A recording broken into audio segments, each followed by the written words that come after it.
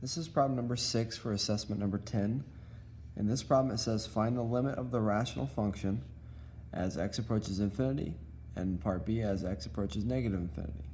And they give us this rational function here.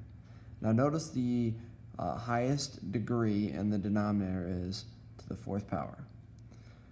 We know that when we take the limit as x approaches infinity for the rational function 1 over x, that this approaches 0. Because as we make x really large, we're getting really close to 0, whether or not we're going towards infinity, positive infinity or negative infinity. That's true.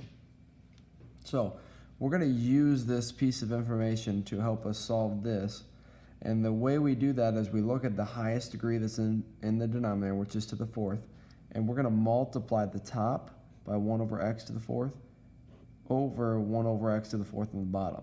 And we can do this because 1 over x to the 4th divided by 1 over x to the 4th is 1. So we're not actually changing the expression. So we have f of x equals, this will be 8x to the 4th over x to the 4th plus 6 over x to the 4th all over x to the 4th over x to the 4th minus x cubed over x to the 4th plus x over x to the 4th plus 5 over x to the 4th. So that's going to simplify then to 8 on top plus 6 over x to the 4th over, this will be 1 minus 1 over x plus 1 over x cubed plus 5 over x to the 4th. Now remember, we want to take the limit as x approaches infinity. So the limit of this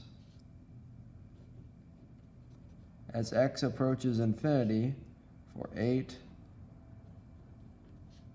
plus 6 over x to the 4th all over 1 minus 1 over x plus 1 over x cubed plus 5 over x to the 4th. Well, that's going to equal, when I plug in infinity, I get 6 over a large number, so I'm essentially getting this limit as x approaches infinity of 1 over x. I'm essentially getting 0 for this piece, I'm 0 for this piece, this one, and this one. So because they all cancel out for this, I end up with just 8 over 1, which is 8.